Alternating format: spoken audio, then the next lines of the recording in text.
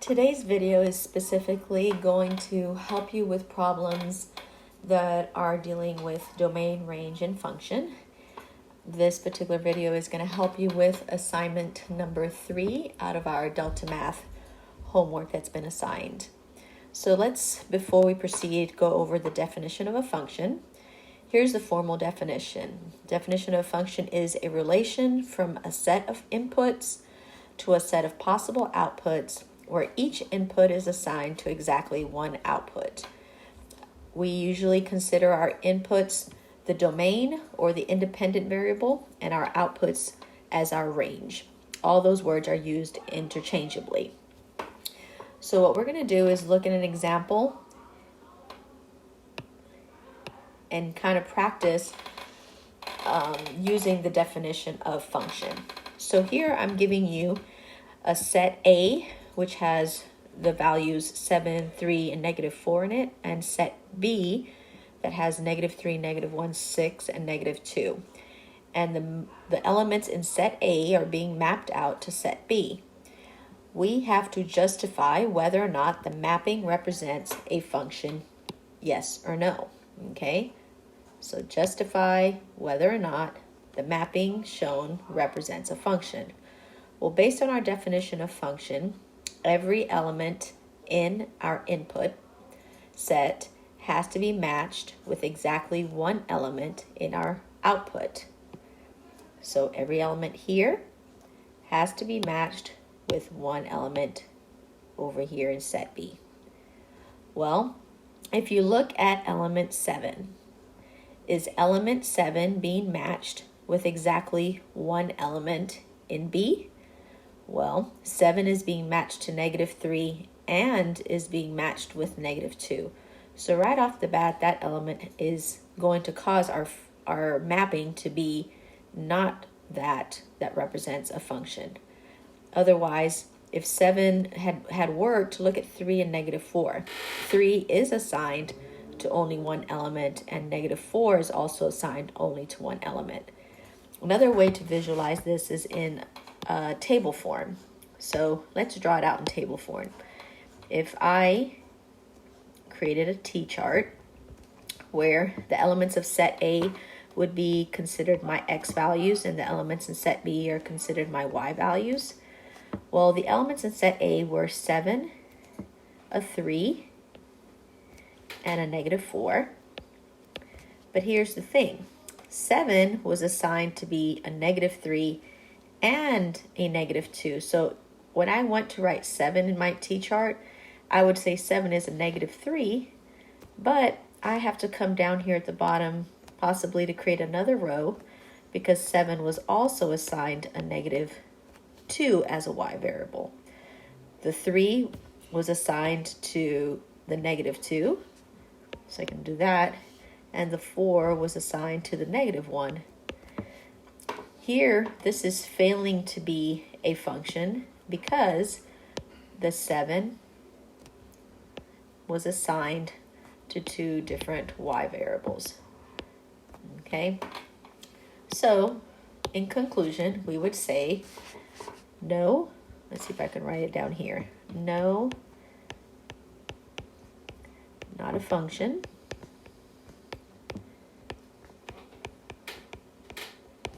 Because there is one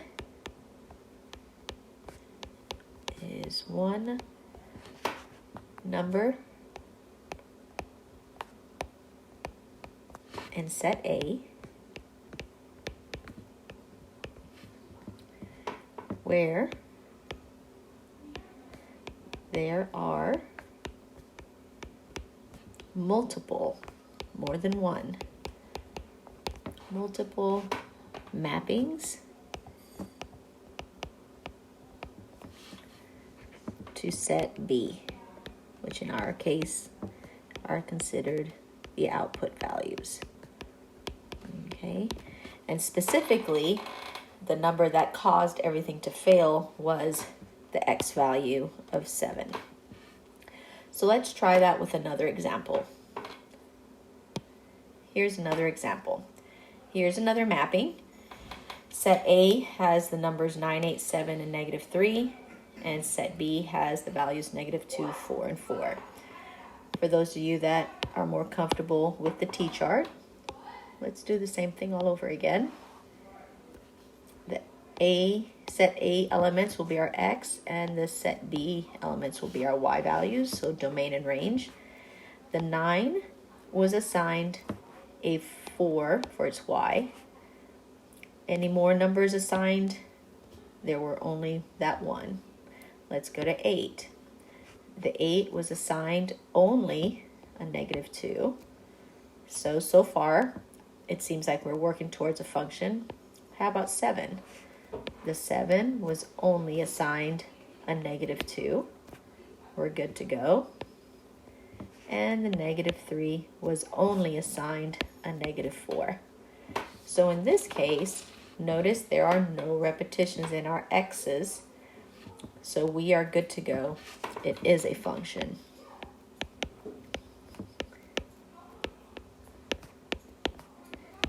Okay. I also want you to notice that it does not matter if this happens, okay? What we're more concerned is whether or not it is happening in the domain, okay?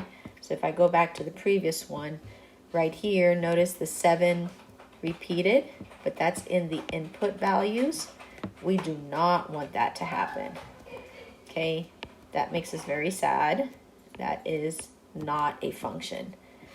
We do not care if it happens in the Y values, okay? So keep that in mind. They usually use that to kind of confuse you guys. Okay, let us go on to this type of problem. You guys are also going to be given some graphs, and in these graphs, you guys are going to be asked to evaluate the function at a certain x value, or I'm going to forward on to what the other one looks like. You are going to find the x value when I give you the value of the function. So there are two different questions. One is asking you to find the x value, and the other one is asking you to find the y value. And you're going to do that using your graph provided. So let's start practicing first if they're asking you to evaluate the function at a certain x value. But in order to do that, I need you to understand function notation. So I'm going to backtrack over here and go over that in this bottom section of this chalkboard. So let's go over function notation. Function notation. So we need to keep in mind that y is equivalent to the function notation f of x, okay? And all that means is just another way of writing the coordinates x comma y, okay? So I want to show you what I mean by that. So for instance, if I said 4 is equal to f of 2, that can be translated as the point 2 comma 4. Or let's switch the order around a little bit here. What if I wrote it as f of -1 equals to +5? That's the same notation as if I wrote -1 comma 5. Okay, so what's going to happen is I'm going to ask you to find either the x or the y value of your point. So depending on your function notation, you will be able to establish which one you're looking for. Okay, again, let's try this one more time with getting you accustomed to the notation. Let's say I said something like f of 7 equals -8. Whatever's written inside the parentheses will always be your x value. That goes first. And whatever your function is equal to, that will always be your y value. One last time to drive it home. Let's say, let's write it in a different direction, -10 is equal to f of negative 4. What does that mean? Well, as far as a point, my negative 4 goes first because that is the x. The x is always what's inside the parentheses. And the function notation equals your y, so that's negative 10. And those negatives look horrible, but you get what I mean. So here we go. Let's look at the graph.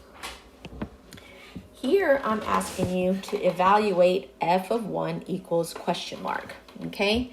So what is given here? They gave us a 1. So right here, they gave us a 1. Well, what is that? Well, I already established with you that what is inside the parenthesis is your x. So I'm going to put an x right there. So they gave us our x. So what they're asking us to find is our y value. So how are we going to do that? Well, here's how you're going to do that. We need to start off where our x is 1. Well, my x is 1 right over here. So let me get a color here to make it easy for you to see. My x is 1. Let me fix my pencil here a second. Okay, my x is 1 right here. Okay, hopefully you can see that dot. Okay, now they're asking me to find the y value when x is 1. Well, I need to go to the graph to be able to determine what that y value is. So if I'm standing on the 1 at the x, do I need to go up or down to go touch the graph? Well, I would have to go up. So from the dot, and oh, my pencil is not working. There we go. So from my x, I had to go up to that graph. How high did I have to go, or how low did I have to go to touch that graph? Well, I only went up 3 units, and my eyes just have to go over to this side and realize, oh, okay, well, my pen does not want to work. Let's see. There we go. It had to go all the way to 3. So I can come over here and say my f of 1 is 3. And it makes sense because if I wrote it in point form, wouldn't that point be 1, 3, where I hit my graph? So notice right here, isn't that the point 1, 3? So it's pretty specific where I ended up going, okay? Let's try f of negative 6. Let's pick a different color. Let's do purple. Okay, so let us go to f of negative 6. Well, negative 6 is on the x-axis. That's given our x. Okay. And do I have to go up or down from negative 6 to get to the graph? So I had to go up 2 units to get to the graph, you know, and I can look across to see where that was, and it is 2 units. So right at that point, that is what? It's equal to 2. So the point, if you wanted to write it as the point, would be negative 6, 2. Let's do f of 7. Let's go to 7. And then from there, I also had to go up. And what is the y value? I look over, and my y value is 9. So right here at this point, I ended up at the point 7, 9. So f of 7 had an altitude of 9. I had to go up 9 units to find it. 2 more. F of negative 5. Let us do f of negative 5. It's right here. Where do I have to go to touch the graph? Up or down? Because remember, I'm looking for y. Notice over here, I'm going to come over here again. Right here, that's our x. X has been given to us. Therefore, I'm looking for my y value, okay? And we know that y means I need to either go up or I need to go down to find a point on my graph. I don't know what happened. I think I paused my recording on accident. But anyway, at x negative 5, I know I had to either go up or down to end up on the graph. Well, in this case, I just had to go up. I only had to go up 1 unit. So f of negative 5 was just a 1. Let's do f of negative 1. F of negative 1 here. Better choose another color. F of negative 1 right here. Where did I have to go? I had to go up right here to touch the graph. So f of negative 1 is just 1. Okay. So that's how you find the y value if you're given the x. Look what happens now if they give you the x instead. Sorry, they give you the y instead, and you have to look for the x. So let's reverse the process, okay? So here, they are giving us the y, okay? Y is given. So instead of making a mark on the x-axis like we originally were doing, we are going to make a mark on the y-axis. All right, so let's go do that. So the y is negative 6. So I'm going to come over here and I'm going to put my dot at negative 6. That's why I need to start. Now instead, since I'm looking for x, so I'm going to put over here a little note. When I am looking for an x value, that means my movement now is going to be left and right, okay? So if I'm standing at negative 6, if I go to the left, I'm never going to touch anywhere to find the graph. So I'm going to erase that. But if I go right, I will touch the graph 2 units later. Okay, why? Because I can look right up here and say where my number was. So f of negative 6, f of 2 units to the right will give me a negative 6. Okay, let's try the next one. Let me erase this one here a second. Let us do when f of x is negative 2. Well, when f of x is negative 2, let's do another color. Let's go blue. When f is negative 2, it's right here. When I go left, I'm never going to touch the graph. But I notice, hold on, when I put my dot at negative 2, I was already touching the graph. What x value was that? Well, it was 0. So f of 0 gives me negative 2. I already said that going to the left didn't touch anything, so I'm going to erase that because it never helped me. But how about when I go to the right?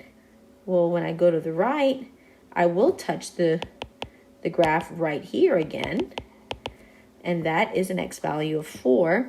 So f of 4 will also give me a y value of negative 2. So for this answer, you end up with 2 answers. This one up here, you only had 1 answer. Okay, let's try f of x with 9. We did blue, we did red. Let's do this funky green. Okay, so let's go to where f of x is 9. Erase this. When f of x is 9, it's right here. And it's not doing it. But here is my f of x. Okay, now again, I have to go right and left. When I go left, okay, oops, there it is. I already found my graph. What is my x value? Oh, it's a negative 2. So f of negative 2 gives me a 9. How about when I go right? Yep, I do touch the graph again. Where do I touch the graph on the x-axis? I touch it at 6. So f of 6 gives me also a 9. So both of these have 2 answers. So always remember what you're looking for, okay? So you know where to start. Again, summarizing this, on this one, you were given an x, so start on the x-axis. Since you're looking for y, you go up and down. So I'm going to put, actually, take that back. Let me write this down here for you. If you are looking for a y, then you're going to go up and down to figure out where your value is. And then over here, if you're looking for an x value, you're going to go left and right because the x-axis goes left and right. Hopefully this helps you get these problems done. And of course, do not hesitate to text me with any questions. Thanks for watching.